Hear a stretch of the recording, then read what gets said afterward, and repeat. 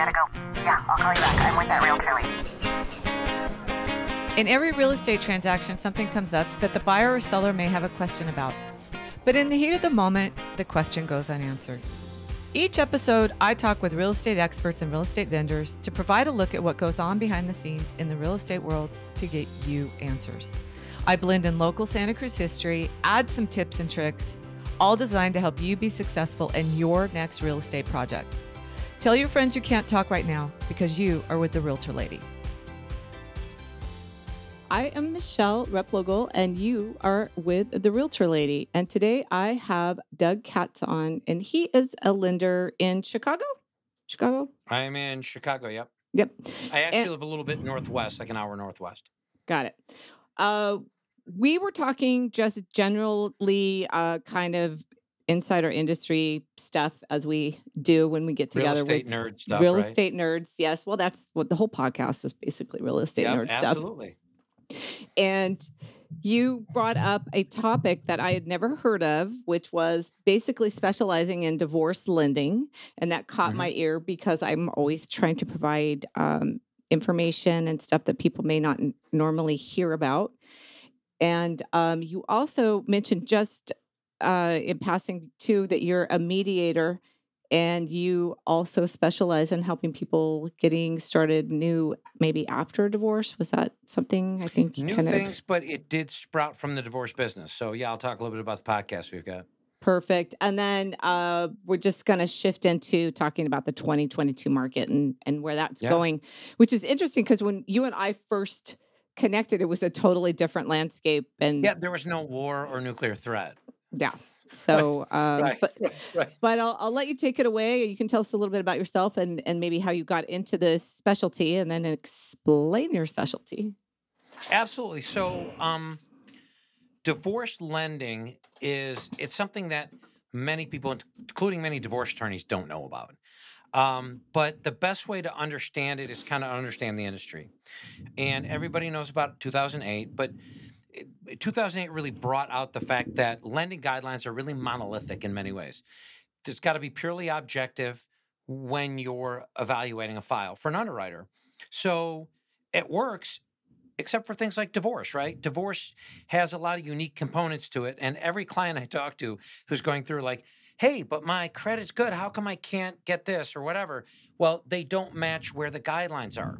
So divorce lending is really looking at what are the challenges with divorce in general, right? You've got income, you've got split assets, you've got all these kind of things as it applies to resolving the home. And you've got guidelines that are very specific in what they allow, especially with things like income. You know, most income, as an example, you have to have a 6-month history. If you don't plan for that in a divorce, if it's something like child support or alimony, you don't have that 6-month history when there are things that you can do when you make a divorce lending professional. And that's actually the term, believe it or not, for a particular segment. There's people who focus on it, but there's an organization called the Divorce Lending Association that gives a certification called the Certified Divorce Lending Professional, where we're really taught in a formal manner. You know, again, I had already done divorce deals on a regular basis, but taught a lot of things that we might not have known. There's a woman named Jody Bruns who started it and really wrote the book. Like, she wrote several books on it, and gives great information. But also, like everything else, it's always changing. So if you're not keeping up to date on the changes, then you're out of the loop, right? So, what changes? Lending guidelines or what's changing? Fannie Mae's gone back and forth on alimony and things like that and how it's looked at.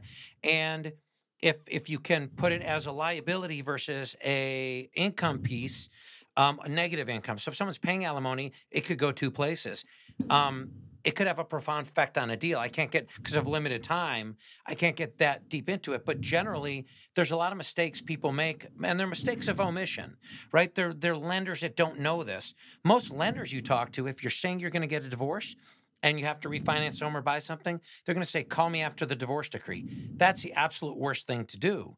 So as a divorce professional, I work with people hopefully right when they're deciding to get divorced. And a lot of times people, when they think of divorce, they think of contested divorce. They think of going to trial. They think of kind of what they know.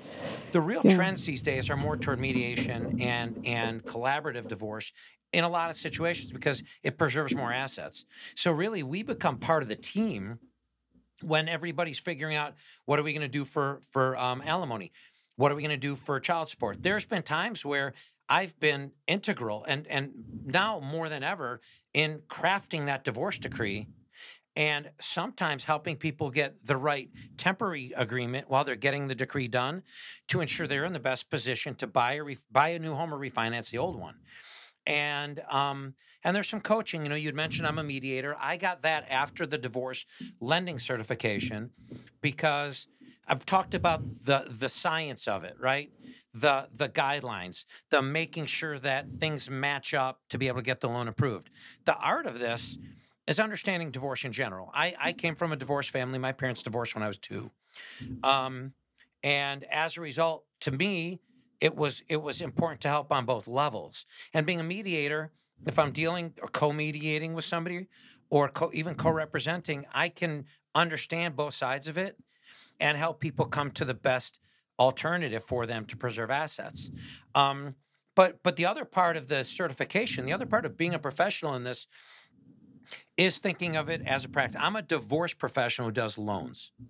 So when I'm working with somebody who's getting divorced or a couple who's getting divorced, it's important for me to know the guidelines. It's also important for me to understand the dynamics, the emotion, all of the things that are going through people's heads. Now, for me, again, I understand it because that's what I grew up with. But there's also an aspect of professionalizing that, being able to be, empathic or empathetic to a situation, but also being, I want to say forceful, but assertive in helping them go the right way. They could be making a decision purely based on emotion or something like that. And I can kind of bring it down to, I totally get it. I understand it. And I felt it. I've never been divorced myself, but again, coming from a family that had divorce in it, but being able to bring that to it and get them to the best solution. So let's just be clear. What are guidelines? When a loan is submitted, if it's put together, well, it's got all the documentation, and there's guidelines, things like credit score, the ratio of your income versus your debt. There's all sorts of things. Basically, every aspect of that loan is a guideline, and an underwriter looks at it and says, is it or isn't it? So when you look at income as an example, I talked earlier, with income, you need a 6-month history and 3 years continuance. It's either is or it isn't, right? So if you're thinking about something like alimony or child support, if you don't have 3 or 6 months of prior examples of child support being paid to include a temporary settlement agreement, what you're trying to show is that someone has the means, the ability, and the willingness to pay at a certain time. So you could actually have a temporary settlement agreement that doesn't match the divorce decree, but you could get the whole 6 months. A lot of lenders don't know that. That's just one guideline where the guideline says 6 months, 3 years. The professional says, you're in a unique situation. Let's figure out a way to get you to best match that guideline to get that refinance done more quickly or to get you to be able to purchase the home. And there's literally, for a given type of loan, there could be 30 or 40 guidelines. And so that's got to match up. And when I say they're objective, there's a term called fair lending. Again, that objectivity is required by regulation because if you are making an exception, you are by definition discriminating, right? Because you're making a choice to do something that's other than objective. I'm not saying discriminating against a protected class, but if you would do it for this person and not this person, then you're creating like an imbalance or an inequality there. So guidelines are very, very specific. It's the job of the right professional. And if you're calling 800 number for a large institution and you're not looking at someone who's focused that way, you're really taking a risk because do they know the guidelines? Are they keeping up on it? And do they understand the emotions that you're going through? So in the same way, they don't pick a lawyer, they pick a family practice lawyer. They don't pick maybe, if they're going collaborative, they don't pick a financial neutral who's got an experience in that. They are picking someone who knows what they're doing. They've got to look at the lending side. I'm looking for a divorce professional that does loans. And it's a very different thinking, and it's becoming more common. I mean, you're seeing more and more people get into this specialization, some to make money, some to help people. Why would Fannie Mae flip-flop on the alimony, and what's the theory there? If you remember when and it's really whatever's going on in the world at that time. When you saw when Trump was president and they changed the whole tax code, one of the things they did was not make alimony tax deductible. If you make that non-tax deductible, there's an impact on that, right? Because it's costing the payor more, and they have a set paycheck. The payee then gets less money. So they don't do it on purpose. They're not like going, we're going to change this, but they make changes that have an impact on divorce sometimes. That specific one was specifically for divorce. But the other times things can happen is, let's say Fannie Mae changes their rules on self-employment. They do that a lot based on the risk in the market. You saw a lot of changes during COVID that then were reversed as COVID is starting to wane. Those kind of things become important to have a lender that knows that and how it applies to divorce, because they're going to be able to look and say, wow, you've got 18 months to refinance, let's say, right? But let's say you need 2 years of job history. You will not be able to refinance. So let's say you get a job right after the divorce. Right. And you get a job that's 100% commission, or you're self-employed. Oh, and right. Let's say you're awesome at being self-employed. Let's say in your first year, you blow your numbers away. You make $1 million. Fannie Mae needs a 2-year job, a 2-year history of earning money self-employed. So it doesn't matter how well you're doing. The guideline says what the guideline says. If you structure the divorce decree to say you have to refinance in 18 months or less, but your income doesn't count for 24 months, you've created a divorce decree that's unenforceable, and you have to sell the house. Right? Because there's no way you can refinance if you don't have that income. So this is where it's just important to understand that. And it's really important just to have someone who understands the market and how it applies to divorce. We're going to be talking a little bit later about rates. Well, if you're making an assumption that you can refinance in 18 months and you're not looking at rates, and you have not talked to a good lender that understands divorce, then you could say, well, I'll just do it in 18 months. Let's say rates go up a point, you may not be qualified in 18 months. You're selling that house. Are you most effective if you catch people before they get divorced? Yes. As early as, if someone could call me, I would love for them to call me to say, I'm thinking about divorce. Because first thing, I can send them to the awesome professionals that I work with. And I get to co-mediate and co-represent and work with great teams of people.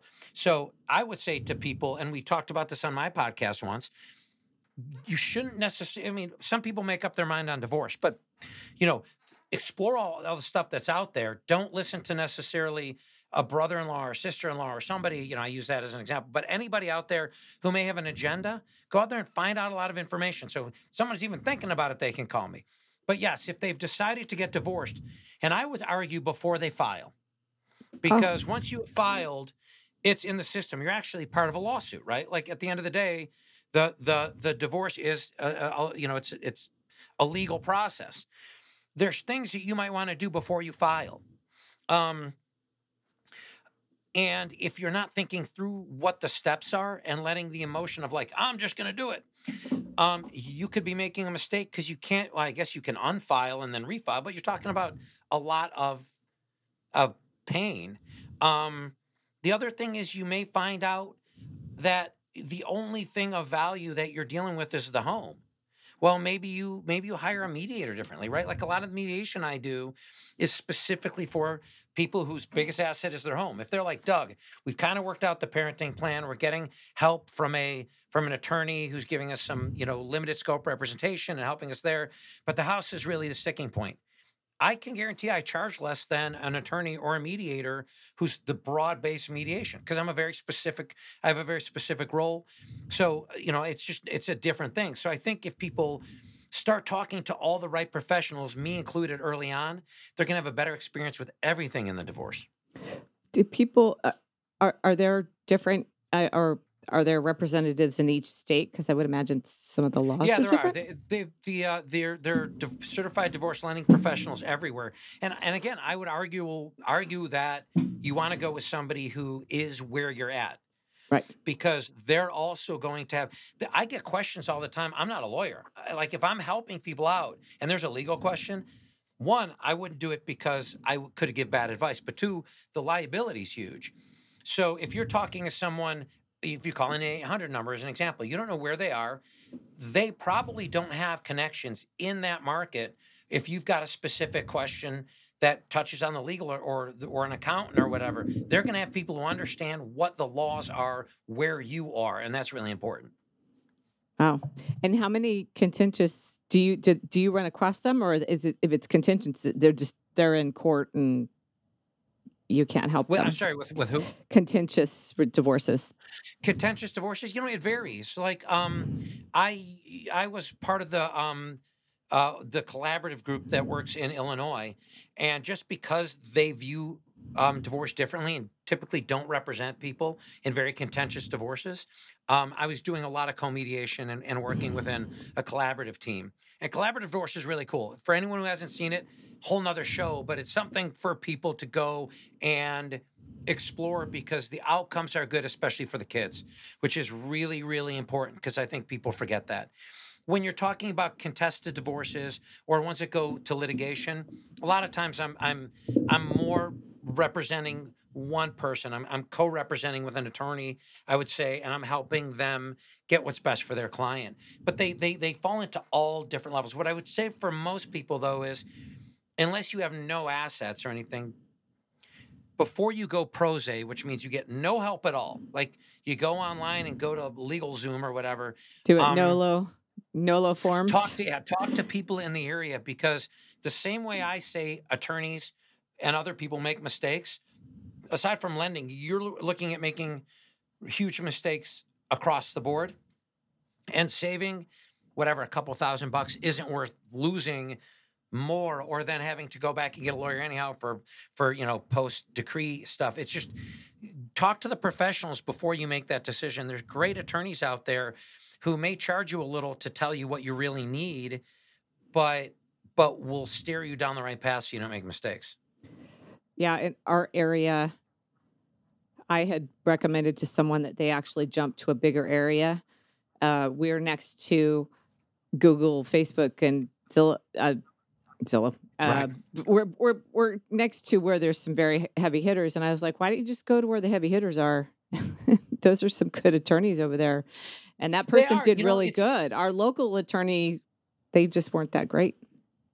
No, I get it. And for me, which I find I'm happiest, like I haven't worked with a lot of the big firms. I've got a couple attorneys that I work with at bigger firms who have their own practices, but I like the smaller ones. And I do really like working with people who are, regardless of how they feel about each other, more drawn to mediation or collaborative. It's something that I like to support with my skills because, again, my situation was such that stuff really didn't exist when I was younger and my family went through it. And I think there's a lot more focus in those situations on a healthy post-divorce relationship for everybody. And conscious uncoupling. What's that? Conscious uncoupling. It is, yeah, it is. And I think there are a lot of people my generation. I know a lot of the attorneys I worked with were also children of divorced families. That's just not where they wanted their skill to be. And, there's some who work on both sides and deal with contested divorces that are, that go all the way to court.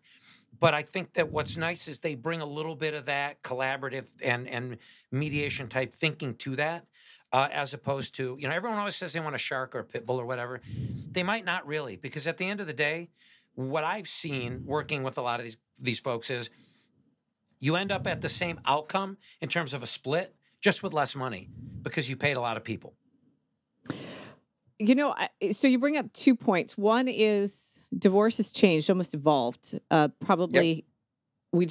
Couples didn't get really. My parents were divorced. But that didn't really start happening till the early 70s, and it actually kind of became a thing. And Yep. then we went through the cycle of the deadbeat parent.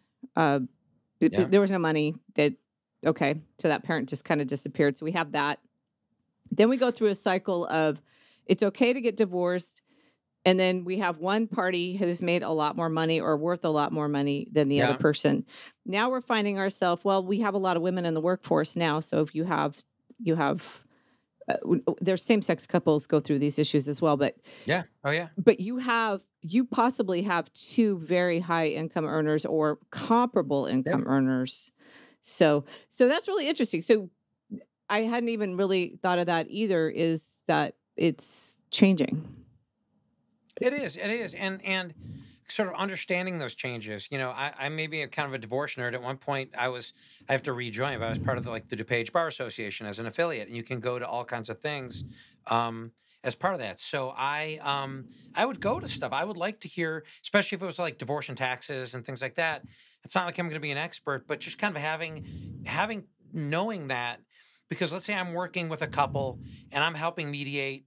And something's going, and then I hear something that I've heard before. I'm not going to give them advice, but I'm going to say, I remember reading or hearing something about that being a tax implication. I really think you should talk to somebody about that. If they haven't talked to somebody who's well versed in that, then they really risk making some expensive mistakes. Well, yeah. Here we are. I guess it is kind of a thing. But I think the nice thing, the thing that I look at it and feel optimistic about is there are more people who are consciously doing what you're talking, conscious uncoupling. They're very much thinking about the impact of what's going on. And you can feel the tension between some of these couples that will soon be ex-couples, but they're putting other things first. And there's great professionals who are encouraging that, as opposed to what you see in the media about what the divorce attorney that people think that divorce attorneys are. They're out there, but I'm seeing so many who are really invested in the outcome, that it's fair and equitable, and that the kids end up good, and that both people get a new start, right? Like that's what it's about. This should be an event to something in the future that sets people up for a act two. It shouldn't be all out war and scorched earth. Yeah. I was watching Dr. Dre and his wife's divorce, and the media portrayal, and how it was, she got all this money and he had to pay out all this money. And it was like, well, we don't really know what's going on there. And these headlines are really disingenuous to all parties and their children. And it was just really sad. And somewhere it could have just been an attorney somewhere was kind of pumping this to get the outcome they were looking for. The other thing that I think that I see and I'm able to help out with is you see, I'm going to call it temporary insanity. It's probably the wrong word, but people's emotions and the stress and things put them in a position to where they are not thinking in their right mind. And the other good trend, the trend of bringing in like lending professionals like me, is also getting coaches, divorce coaches, and more therapists involved. Because, the same way I'm a military veteran, and you're seeing huge movements forward in acceptance of things like PTSD and other things in the military, where you're not called names in a wimp or whatever because you get help. There's more of that support, at least what I'm seeing in the divorce world, and it's good. It helps people make good decisions. Like, when you're making an emotional decision in a point of stress where you might not be thinking right, and may literally be going through a psychotic break, if on the extremes, to be able to bring it back and say, this decision helps no one, is immense to that. And I see it happen. I see it happen sometimes when I help people with the house, and they're like, oh, wow, what I'm doing may not put a house over my kid's head. It's like when they get it, like, oh, wow, that's a Pyrrhic victory, right? That nobody wants to win that way. You won, but at what cost? So you have professional. Doctors are the same way. Unfortunately, my husband had a heart attack a couple weeks ago, and holy moly! I didn't get to visit him, but the doctors would call me, and they were just like, "Hey, what's going on?" I was like, yeah. So it's not much different than the divorce professionals or the attorneys or the doctors, as they learn they have to treat the whole person. They can't just go in and, oh, well, we we put a stent in, you're all good. No, we have to we have to make sure his wife is okay. What if he's upset about his family not knowing what's going on? You know what I mean? Like, not just the people looking at all the effects, but the people that they've hired to work for them or help them are also keeping their eye on that ball of all the things that are involved.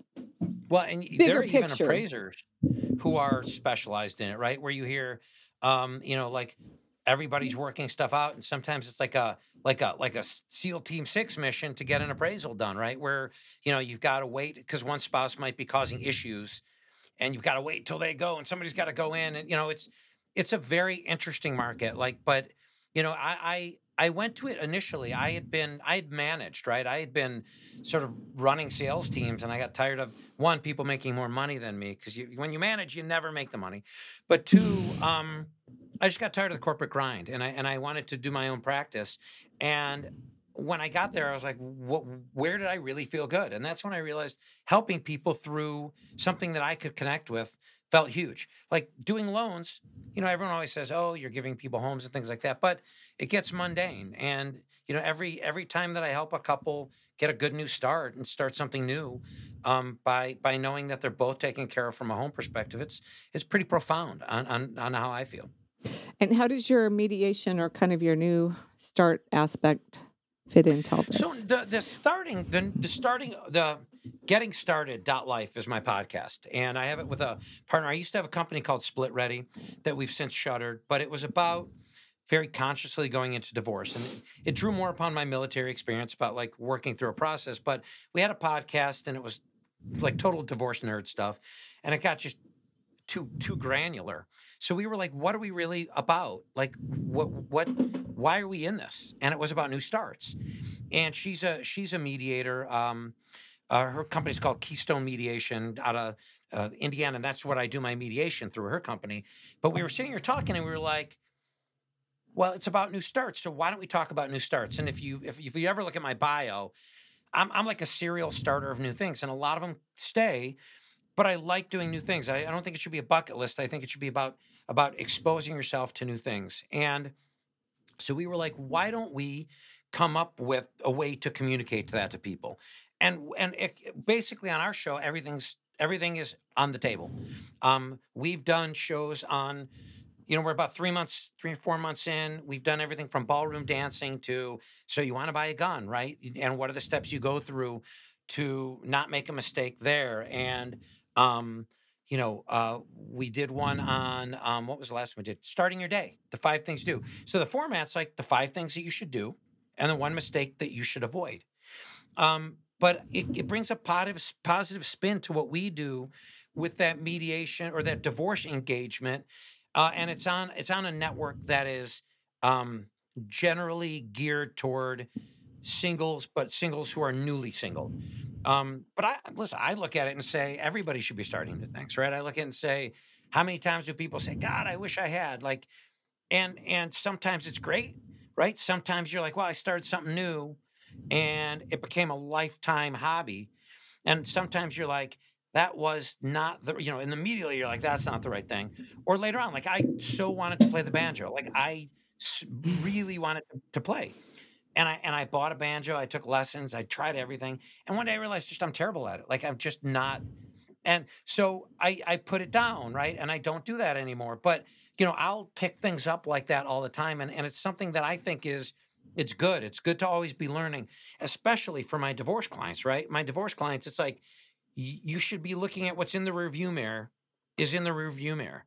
And you could go drive down that road, but if it's a bumpy road, you're making a mistake. So like, find something new, find something that gives you joy, find multiple things, or get your life in order, right? Like if disorganization is causing challenges, we've had shows more kind of about skills, like life skills, and others about like, we did one about how to be better in bed. Like, that's an important skill, but it's a different skill than how do you optimize your tax situation. But they're no less important for any individual. And do you do one-on-one sessions with people to help them, or? No, this is a show. It's my radio show. Oh, got it. Okay. So I don't coach, but a lot of the people we have on, We do it so that they can find those subject matter experts. But it really goes in line with kind of when you ask like about the why I'm in the divorce thing. Again, it is a great submarket, but it's about getting people new starts, and that's kind of what we wanted to have come out in our show. But there are coaches out there who help people with everything. I'm finding. I find with divorce and when people pass away that the people I work with get really stuck, and I can't, unsticking them. Sometimes the physical aspect of actually just moving them out of a house helps them because then they really have to move out of it. But I think that's great that you do that restart kind of stuff, but just getting them to be even interested and not rehashing the same thing. It's funny as a realtor, how important it is to kind of be detached, right? Like you have to be engaged, but detached. And I always tell my clients, don't be emotional in your decisions. And, at one point in my life, I kind of really got into Zen. Like it was just a point where I went through a lot. I'm like, wow, like I really dig it. I did martial arts for a long time. And there were some very, very great lessons to learn about what you're talking about letting go, right? I mean, I think that's applicable to if you got a listing, right? And somebody's got to sell a house for less or whatever. Sometimes you have to let go and just deal with what's in the market and not what baggage you've got.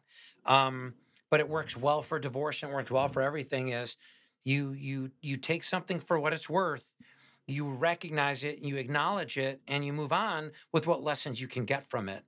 And if I can bring that to people, either helping them with the next phase from their housing perspective or what I do on my show, I think it's a great thing for people to look at because you should always be growing. I mean, you only got so long here. Well, and I think it's really important when you're talking to people about that is you're helping them make decisions for themselves because what I actually just did a small little, I think it was like a 9-minute little podcast snippet of just some of the most unhappy people I've met with decisions they've made is because they made them based on what someone else wanted them to do. Oh, yeah. And if they bought or sold a house because someone else wanted them to, more than likely, they won't blame that person. That person's name may come up, but more than likely, they'll just blame themselves and they'll just think, so they get stuck there only because they were listening to someone else and they knew they should have been listening to themselves. Yeah, well, and I think it's about triangulation. It's determined in the military where if you're at a point on a map and you can shoot a compass, three different compass directions and know like something on the map, you can find where you are because when you triangulate, you've got enough data with those 3 lines, and it's triangulating those decisions, right? It's talking to the right people, and I would never take one opinion. Like, why would you ever take one opinion, even if it's someone I really trust? So that kind of thing, but don't forget to take your own opinion. Oh, absolutely. But I also think a lot of people don't have, and this is what I run into in the lending side a lot, they don't understand their objectives. Yeah. So they're like, I got to get a loan. And it's like, okay, but how does that work with everything else? How does that work in the case of divorce? How is that going to work with your divorce? How does it work with your overall financial picture? But I think people make decisions on a lot of things siloed, and they're not looking at sort of that holistic piece. Yeah. And I see it in lending all the time, especially during divorce. Yeah. Yeah. Well, we have friends and family that weigh in a lot on people's decisions and that's, then they get very stressed out that they're making the wrong decision. And it's like, well, no, you got there. They're giving you whatever they think is good advice, but ultimately, I do hear, well, I should have done this or that. And it's, so where do you think the market's going to go this year? This is going to be a great compliment because I'm going to have you on. And then a week later, I'm going to have another gentleman on. He's really excited to forecast the market. I cannot get very many people to come on and talk about what they think is going to happen. What I was going to say is, I can't forecast it because anybody's tracking. It's been, and I don't think I could have really proficiently done it for a long time because nobody thought rates would stay as low as they have. You could look at trends, but trying to time the market at any point is really, I always tell my clients, don't try and time the market. You're not, I've been doing this 21 years. I've had numerous mortgages. I've never caught it at the bottom. There's just no way to do it unless you're lucky. I think the general consensus is up. Things have been low for a very long time. You've got inflation that's pretty profound. You've got a Fed that's gone on record as saying they're going to be raising rates. And I've read articles in different periodicals, anything from a quarter point each time, and they're likely going to raise it 5 times, to even more. Now, what the Fed does not directly map onto what happens in the mortgage market, but the trends are usually the same. So I would say it's going up. And I kind of tell people, if you're making a decision, always make the decision based on the fact that you recognize that it could likely be going up. What's going to go up? The interest rates. Ah, gotcha. Right. So it's something where people get used to a particular thing, a particular way, and they think that's the way it's going to be forever. You talk to a bunch of people out there who are going out to buy homes, and they're going to tell you, what happened to those amazing rates? Well, in their mind, they're like, that's what rates should be. Anyone like me who's been in the market this long says you will never see those rates again. And the fact that they were that low for that long was unprecedented. And I've used unprecedented more times than I ever would have thought I've done in the past couple of years. Granted, they went up and they went back down, but there's an artificiality to all this. Yep. And it is going to move up. And I always tell people, make the decision before I kind of talk it where we could see, make the decision based on the rates at that point. And I always tell people, look at a graph, not of the last 6 months, look at last year or 2 years or 3 years, because small changes on a small graph look like big changes, because you got to make the scale match. That sells a lot of, that gets a lot of clicks, right? It gets a lot of things that the people who want you to read those articles, you know, it gets you to click in there, but it might not be a real representation. I'm doing deals now. Rates have clearly moved into the 4s for conventional loans. Yeah.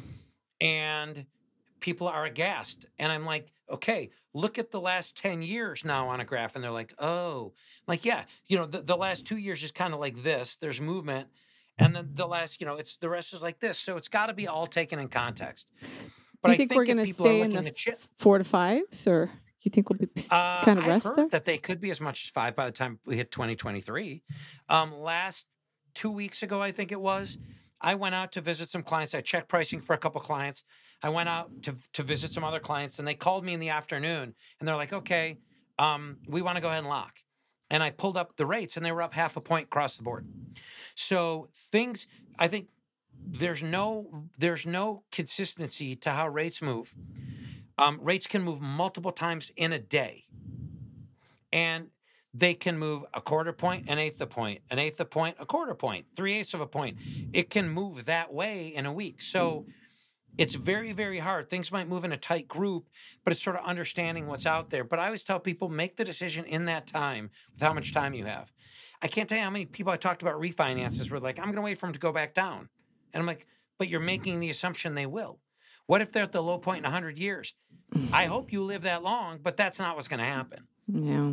So right now, I think that the challenge for most of the people that I'm dealing with is rates are going to go up. I would say to expect 5 wouldn't be an unfair expectation. But the problem is there's no inventory. So the thing that I say, regardless of what my forecast or anyone's is work with and check in with a communicative lender, right? If you've got a pre-approval and they're not communicating on a pretty regular basis about where rates are, you might want to ask a question. I wrote an article right when rates went up that talked about that, because the argument is you may think you're approved for a certain amount and you're not, right? Mm-hmm. This is what I talked to on the divorce side.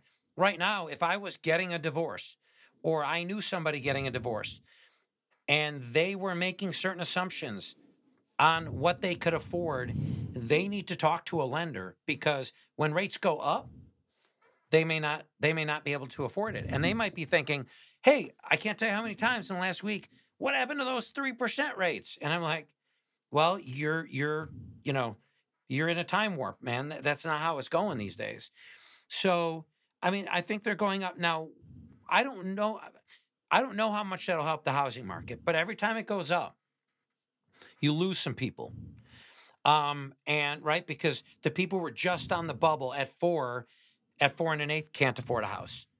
And so every time you're losing buyers, and some people will leave the market too because it doesn't fit their budget. So I've got to think it will have an impact on supply and just the situations I out there think right it'll now. make it worse. And then we'll start seeing cash come back. Yeah, but an important thing on cash, if you buy with cash, you should still finance it. It's a 90-day rule from the IRS. That again, it's No, a you lot of things should. to It's know, just your competition. Yeah, we wrote an oh offer no, a few weeks 100%. ago. Oh yeah. Yeah, they were cash. They came in and it was like a light bulb moment. I went, oh yeah, rates go up, cash comes back. I mean, because we just really hadn't seen that much Yeah. cash. There just wasn't. Well, you're going to see arms come back. But right now, Oh I mean, yeah, again, when rates are in like the 4% range, it's crazy to get anything but a 30-year fixed and to leverage anything but what you're comfortable with. If inflation's at 7%, you can borrow at 4%. That's a pretty winning game there. yeah, You're borrowing at less than inflation. yeah. So, but yeah, I think they're going up, and I think people need to plan for it. If you were waiting on doing a refinance, if you're going to be doing a project on your house and you're going to have to refinance, it's only going to be more expensive later on. So I don't know that they should make buying decisions on that because, I think sometimes, I mean, I'm sure you've seen clients who are like, I have to buy. And it's like, you don't have to do anything. You buy when it's right. But I think they just need to put that into their decision cycle as they're looking at buying and know that a half a point jump in a day can happen. Yeah. Yeah. And, I just put out a little tiny reel that just said, buyer's market, seller's market. It's really when it's best for you. And if it all works, then that's the time that it works. And if you can make those numbers work for you, buying and selling, that's the time. Because I have had people that have bought at the right time and did really wonderfully and then turned around 5, 6, 7, 8 years later thinking that they had some sort of magical touch and, they did fine, but it wasn't. Yeah. People who think they can do that, especially in real estate, maybe once or twice. But you can't time anything. No. You can't time anything. But, again, what you are seeing, though, on the lending side is foreclosures are now up. And the foreclosure moratorium is gone. Yeah. Anybody who was in forbearance is now not, because that's all coming to an end. That might help some of the supply side stuff because if someone was in forbearance, they're technically not behind, and they may look, and as we get in the spring market, look and say, boy, there's no way I can pull out of this tailspin. I'm going to sell while I can, not have it be a short sale, get some money out of it, rent, and regroup.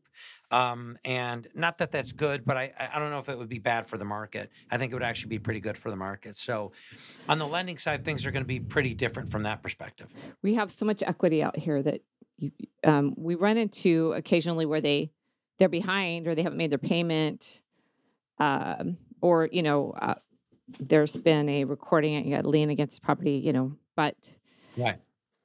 They even make money. I mean, there's just so much equity out here. Yeah. Yeah. And people, I think people get, again, into that mindset that, I can't sell, this is my home. And I hate to say that it's sticks and bricks, right? At the end of the day, you take the memories with you, you take all that stuff with you. You don't want to go down with the ship. And I think people, again, kind of circling back to divorce, sometimes people make that, even when I look and I say, this is really stretching you. Even if I can get them approved, I have to, right? At that point, if they want that loan, I by law have to give it to them. But it's sometimes not the right. People are stuck in that mode. Yeah, I did a lot of short sales in 2010 and 2011. Those are rough. Those are really rough, right? But it's interesting because we would go to the sign-offs, even though they weren't getting anything. They were so happy. It was like, oh, I'm finally relieved of all this. They didn't want to lose it, but generally, for the most part, that they were ecstatic to lose that house, get rid of that house. Yeah, and I think it is interesting. Like when some of my divorce clients, where they project their discomfort with selling onto the kids or something, right? Where they're like, "This is where my kids live, and I don't want to upset them." And I'm like, I've had to have the conversation to say, but will they be more upset in 3 years when you get foreclosed on?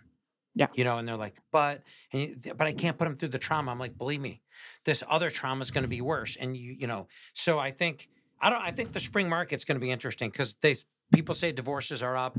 I can't speak to that definitely, but it's definitely going to be an interesting spring market in both my businesses.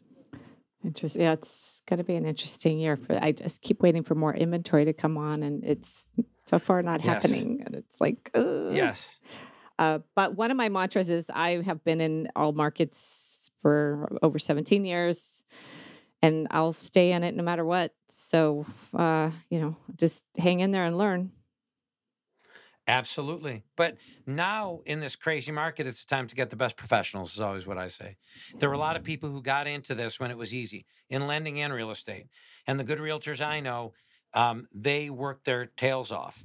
And the lender on the same side, there's a lot of guys I know who got into this business, younger, who are all refinances. And now that we're turning into a different market, you got to find the right person to take care of you. I think I think in any market it's true, but I think these, the harder markets or the markets that are more difficult to get people who have actually been through a couple difficult markets versus new agents. Absolutely. Yeah. Well, where can people find you? You have a podcast? You don't have a podcast? I do. So I'll go in reverse order. My podcast is called gettingstarted.life. Okay. That's actually the URL, but it's on the WGSN Going Solo Radio Network. But it's also on their YouTube and it's anywhere you get a podcast. So, or if you search my name, Katz, last name, you can find it. And we have all the episodes on www.gettingstarted.life. On the lending side, if you're looking for help specifically with a loan, I work for a company called On Time Mortgage out of Illinois. And you can reach me at Doug, D-O-U-G, at ontimemtg.com. So ONTIME, which is mortgage abbreviated.com. It'll be in the show notes too. Oh, good. Okay, good. Yeah. Okay. And they can reach me there for mediation. Again, I'm with Keystone Mediation. And all that information can be in there as well. So thank you for letting me plug all that. It's a mouthful. And actually what's funny is I closed 2 other side things I had going on. My wife was like, no more, like you've got to get rid of some of your stuff. And so now I am downsizing on the business side, but yeah, they can reach me at any one of those. And if they reach me at one and need help with another, that's totally fine. I could clear it up on the back end. I get it. I do a YouTube channel, podcast, run my real estate business, and own a laundromat. You own a laundromat? Mm-hmm. That wasn't that. Oh no, it was a car wash. I'm like, that's really Breaking Bad. Like, oh, yeah. I've got to post another one. I have a bunch of blogs to go up about our first 6 weeks because it's very interesting. Yeah, I bet the closed circuit TV cameras there are amazing. Like you probably come in some days and are like, what? No, it's very mild. We got a good clientele that are very good. Oh, awesome. It's more like one of the times I turned around, and it's a long story, but I turned around and the clothes were just like shooting straight out of the dryer, like across the laundromat. And it was just like, so I go and I figure out and I pack it back in. I turn around, I was doing it again.